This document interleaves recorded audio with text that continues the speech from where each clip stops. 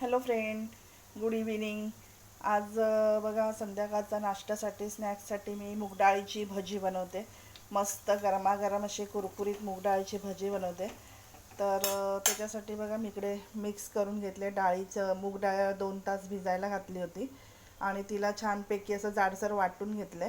तिच्यात थोडा लसूण चॉप करून टाकला आहे, थोडी कोथिंबीर, थोडं जिरं, थोडीशी हळद, मीठ आणि जर अशी लाल मिरची पावडर आणि 2 मिरच्या चॉप करून टाकून हे बघा तसं मिक्स असं छान डाळीमध्ये करून घेतलं आहे मिश्रण त्याचं. आणि इकडे एक घाणा मी भजीचा सोडलेला आहे आणि तसंच एक घाणा काढूनही झाला आहे भजीचा. एकीकडे चहा मस्तपैकी आपला उकळवतो आहे आणि आता मस्त गरमागरम ही मूग डाळीची भजी मी चहाबरोबर सर्व करणार आहे. आणि सध्या आता सिलेंडर महाग झाल्यामुळे वडापावच्या बऱ्याचशा गाड्या बंद झाल्यात.